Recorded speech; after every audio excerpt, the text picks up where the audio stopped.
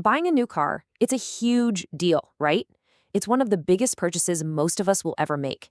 But in the world of electric vehicles, there's this kind of hidden financial risk that goes way beyond normal depreciation. It's a risk that could cost you thousands, and it's something every potential buyer really needs to understand. Okay, just imagine this with me for a second.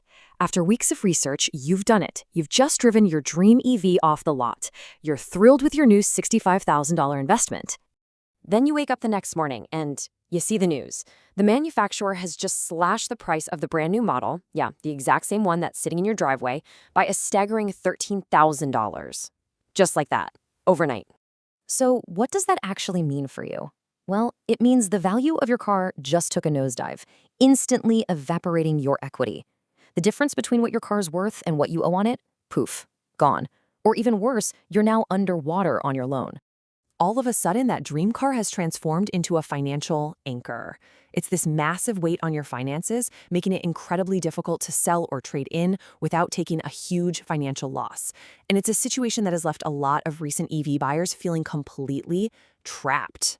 So what's causing all this chaos in the market? I mean, this isn't normal. This isn't just regular depreciation.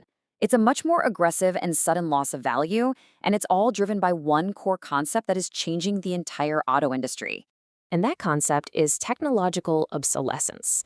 It's what happens when a new product is so much better that it makes the older version feel instantly outdated. Think of the jump from a flip phone to the very first iPhone. The old one still worked, sure, but it was suddenly far, far less desirable. For decades, we all knew the rules for a car's value. It was pretty much based on its age, its mileage, and its condition. With a gas car, a 2-year-old engine is virtually identical to a brand new one. But for EVs, the technology inside can be a way bigger factor in its value than the number of miles on the odometer. Let's just compare a 2-year-old EV to a new one. The new model likely has a battery with significantly more range.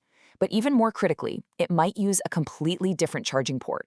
If the whole industry shifts to a new standard, like that big move to the NACS plug, well, your older car is suddenly much harder to charge on the go, making it far less valuable to a potential buyer. So because of these rapid tech upgrades, a 2-year-old car can become functionally inferior. It's not that the old car is suddenly bad, it's just that the new one is significantly easier and more convenient to own. And that convenience gap is what causes that really steep drop in value. Okay, so what does all this mean for you? If you are considering an EV, how do you navigate this market and avoid getting stuck with that financial anchor we've been talking about?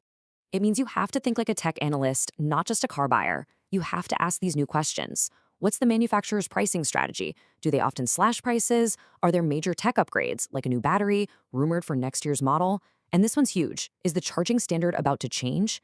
Answering these questions is absolutely key to protecting your car's future value.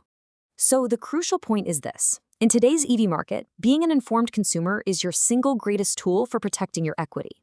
Understanding the technology landscape is just as important as negotiating the sticker price. Your research can literally save you thousands. And that leaves us with a fascinating final thought.